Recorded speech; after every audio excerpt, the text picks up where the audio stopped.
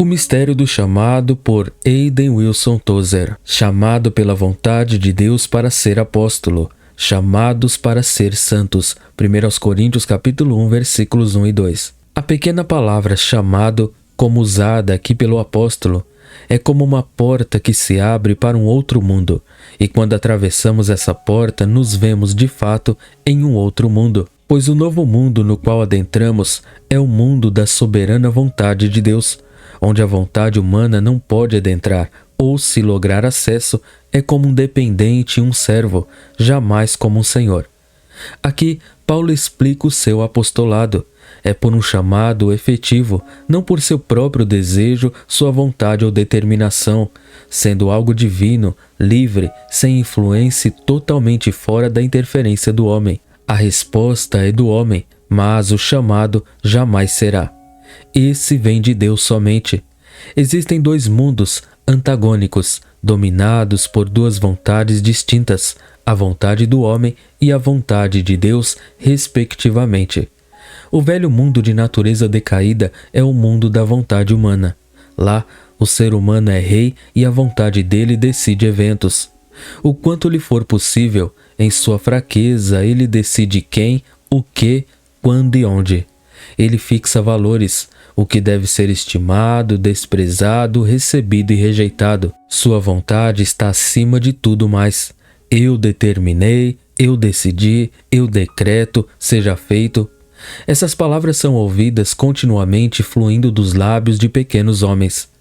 Como eles se regozijam em seu imaginário direito de autodeterminação e com que vaidade cômica se gabam do voto soberano.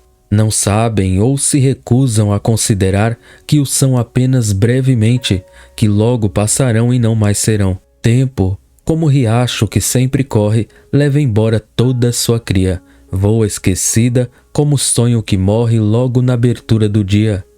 Tribos da carne e sangue tão ocupadas com seus cuidados e suas vidas pela correnteza abaixo levadas e em anos seguintes perdidas. Canção de Isaac Watts. Todavia, em seu orgulho, os homens afirmam a sua vontade e reivindicam a posse da terra. Bem, por um tempo, é verdade que este é o mundo dos homens. Deus é aceito apenas por causa do sofrimento humano. Ele é tratado como uma realeza em visita a um país democrático. Todos têm o seu nome nos lábios, especialmente em determinadas ocasiões, e ele é festejado, celebrado e cantado. Contudo, por trás de toda essa adulação, o homem apega-se firmemente ao seu direito à autodeterminação. Pelo tempo que lhe for permitido bancar o anfitrião, ele honrará Deus com sua atenção. Mas Deus sempre será tratado como um hóspede e o homem jamais buscará o Senhor. O homem entende que este mundo lhe pertence e ele determina as leis e decide como o mundo deve girar. A Deus não é permitido decidir nada. O homem curva-se a Deus, mas enquanto faz isso, tem dificuldade em esconder a coroa em sua própria cabeça. Ao entrarmos no reino de Deus, entretanto, estamos em outro tipo de mundo. Ele é completamente diferente do mundo no qual outrora vivíamos, sempre distinto e quase sempre contrário ao antigo mundo. Onde os dois afiguram-se semelhantes é apenas na aparência. O primeiro homem, formado da terra, é terreno. O segundo homem é do céu. 1 Coríntios 15, 47. O que é nascido da carne é carne, e o que é nascido do Espírito é Espírito. João 13, 6. O primeiro perecerá, o segundo permanece para sempre. Paulo tornou-se apóstolo pelo chamado direto de Deus. Ninguém, pois, toma esta honra para si mesmo. Hebreus 5:4. Entre os homens, vemos que alguns artistas ilustres, por vezes, apresentam-se diante da realeza e sua presença é chamada de apresentação convidada. Por mais talentosos e famosos que sejam, esses artistas não ousam adentrar a presença do rei, exceto por um chamado real, chamado esse que pode ser quase considerado uma ordem. Uma recusa a esse chamado corre o risco de ser interpretada como afronta à majestade. E com Paulo não foi diferente. O chamado de Deus era também a sua ordem. Se Paulo estivesse concorrendo a um cargo político, os eleitores é que determinariam o resultado. Caso pretendesse um lugar no mundo literário, as suas próprias habilidades literárias o colocariam lá. Se estivesse em uma competição esportiva, sua força e determinação o levariam à vitória ou à derrota. No entanto, o seu apostolado não foi assim determinado. Quão aprazíveis são os caminhos de Deus e as manifestações da sua vontade! Os homens são feitos apóstolos não por força ou por poder, nem por uma capacidade natural ou treinamento, mas pelo efetivo chamado divino. Assim é com todas as funções dentro da igreja. Aos homens é permitido reconhecerem o chamado e fazer o reconhecimento público diante da congregação, mas jamais lhes é permitido fazerem a escolha por si mesmos. Todavia, onde os caminhos de Deus e dos homens se misturam e se entrelaçam, há confusão e fracasso contínuo. Bons homens que ainda não foram chamados por Deus podem, e com frequência o fazem, tomar sobre si a sagrada obra do ministério. Pior ainda é quando os homens que pertencem ao velho mundo e que não foram renovados pelo milagre da regeneração tentam fazer o santo trabalho de Deus. Quão triste é essa visão e quão trágicas são as consequências, pois os caminhos dos homens e os de Deus são eternamente contrários. Será esta uma das razões por trás da condição atual de fraqueza espiritual? Como a carne pode servir o espírito? Como podem homens de outra tribo que não a de Levi ministrarem diante do altar? Quão vão é tentar servir o novo seguindo os métodos antigos? Isso resulta na crescente classificação de métodos malignos tão característicos nas igrejas de nosso tempo. Os ousados e autoconfiantes forçam o avanço, e os mais fracos os seguem sem nem mesmo questionar o direito de liderança deles. O chamado divino é ignorado, com a consequente instalação da esterilidade e da confusão. É tempo de buscarmos novamente a liderança do Espírito Santo. O senhorio do ser humano já tem nos cobrado um elevado preço. A vontade intrusiva do homem tem introduzido tamanha multiplicidade de métodos e atividades não bíblicas a ponto de ameaçar a vida da igreja. Como resultado, milhões de dólares são desviados anualmente da verdadeira obra de Deus, e uma grande quantidade de horas de trabalho voluntário dos cristãos é desperdiçada, o que é de partir o coração. Há outro mal e pior que surge dessa da incapacidade básica em compreender a radical diferença entre as naturezas desses dois mundos. É o hábito de aceitar languidamente a salvação como se fosse uma questão menor e totalmente sob nosso controle.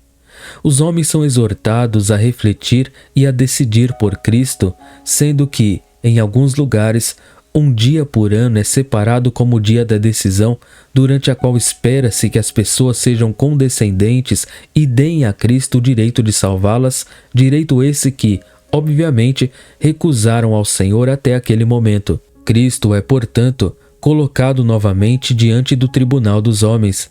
Ele é posto a esperar pela vontade do indivíduo e, após longa e humilhante espera, Cristo é rejeitado ou condescendentemente aceito. Por total incompreensão da sublime e verdadeira doutrina do livre-arbítrio, a salvação é compreendida como perigosamente dependente da vontade humana em vez da vontade de Deus. Por mais profundo que seja esse mistério, por mais que envolva inúmeros paradoxos, continua sendo verdadeiro que os homens se tornam santos não mediante os seus próprios impulsos, mas por um soberano chamado. Deus não retirou, por estas palavras, a escolha final de nossas mãos. O Espírito é o que vivifica, a carne para nada aproveita. Ninguém pode vir a mim se o Pai que me enviou não o trouxer. Ninguém poderá vir a mim se pelo Pai não lhe for concedido. Assim como lhe conferiste autoridade sobre toda a carne, a fim de que ele conceda a vida eterna a todos os que lhe deste. Quando, porém, ao que me separou antes de eu nascer e me chamou pela sua graça, aprouve revelar seu Filho em mim. João capítulo 6, versículos 63, 44 e 65, João 17, 2 e Gálatas capítulo 1, versículos 15 e 16. Deus nos criou à sua semelhança, e uma das marcas dessa semelhança é o nosso livre-arbítrio.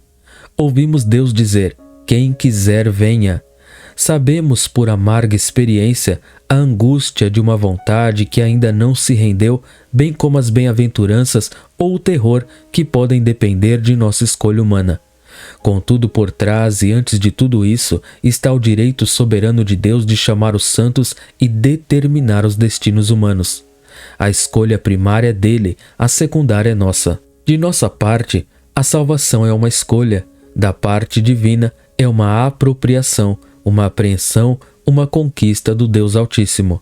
A nossa aceitação e vontade são reações em vez de ações. O direito de decisão deve sempre permanecer com Deus. Deus, de fato, concedeu a cada homem o poder de trancar o seu coração e arrogar-se sombriamente rumo à noite que escolheu para si mesmo, bem como concedeu a cada um a capacidade de responder à sua oferta de graça. Mas embora a escolha pelo não possa ser nossa, a escolha pelo sim é sempre de Deus. Ele é o autor da nossa fé e deve também ser o consumador. Somente pela graça podemos continuar crendo. Podemos persistir desejando a vontade de Deus apenas quando somos apossados por um poder benévolo que sobrepujará a nossa tendência natural à descrença. Nós, seres humanos, apreciamos tão ardentemente o domínio que gostamos de pensar que detemos em nossas próprias mãos o poder da vida ou da morte. Amamos pensar que será mais fácil suportar o inferno pelo fato de estarmos lá por termos desafiado algum poder que tentou nos governar. John Milton, em Paraíso Perdido, colocou muito bem na boca de Satanás aquele discurso orgulhoso e desafiador: que tem se perder da batalha o campo. Tudo não se perdeu, muito ainda resta.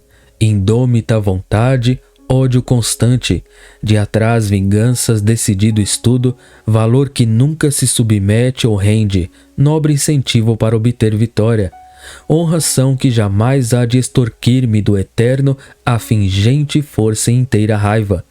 Embora poucos ousem verbalizar os seus sentimentos secretos, há milhões que têm absorvido a noção de que detêm em suas mãos as chaves do céu e do inferno. Todo o conteúdo da moderna pregação evangelística contribui para essa atitude. O homem é feito grande e Deus pequeno. Cristo é colocado em uma posição que estimula a piedade em lugar de respeito, enquanto ele permanece humildemente com uma lanterna em mãos do lado de fora de uma porta coberta de videiras. Quão profundamente erram os homens que concebem Deus à mercê de nossa vontade humana ou em respeitosa espera por ela. Embora ele, em amorosa condescendência, possa parecer colocar-se à nossa disposição, jamais, nem por uma fração de segundo, abdicou de seu trono ou anulou seu direito como Senhor do homem e da natureza. Ele é aquela majestade nas alturas. A ele todos os anjos cantam em alta voz, assim como os céus e todo o seu poder. A ele querubins e serafins continuamente clamam: Santo, Santo, Santo, Senhor Deus dos exércitos, o céu e a terra estão cheios da majestade de tua glória. Ele é o temor de Isaque e a veneração de Jacó, e diante dele, profetas, patriarcas e santos ajoelharam-se em assombro e intensa adoração. O desaparecimento gradual da ideia e do sentimento de majestade no seio da igreja é um sinal e um presságio. A insurreição da mente moderna tem cobrado um alto preço, o qual tem se tornado cada vez mais evidente à medida que os anos passam. Nosso Deus agora tornou-se nosso servo, que fica à espera de nosso arbítrio. Hoje dizemos: o Senhor é o meu pastor, em vez de o Senhor é o meu pastor, e a diferença é tão grande quanto o mundo. Precisamos ter restaurado novamente a ideia perdida de soberania, não como uma doutrina apenas, mas como a fonte de um sentimento religioso solene. É necessário que o cetro ilusório com o qual fantasiamos governar o mundo seja tomado de nossas mãos mortais. Precisamos reconhecer e estar cientes de que não passamos de pó e cinzas e que Deus é o árbitro dos destinos dos homens. Quão vergonhoso deve ser para nós cristãos o fato de sermos ensinados por um rei pagão a temer a majestade nas alturas, pois foi o castigado Nabucodonosor quem disse: mas ao fim daqueles dias, eu, Nabucodonosor, levantei os olhos ao céu, tornou-me a vir o entendimento e eu bendisse o Altíssimo, e louvei e glorifiquei ao que vive para sempre. cujo domínio é sempiterno e cujo reino é de geração em geração. Todos os moradores da terra são por ele reputados em nada, e segundo a sua vontade, ele opera com o exército do céu e os moradores da terra. Não há quem lhe possa deter a mão, nem lhe dizer: que fazes? Daniel capítulo 4, versículos 34 e 35. Então, o humilhado rei acrescentou: tão logo me tornou a vir o entendimento. Daniel 4, 36.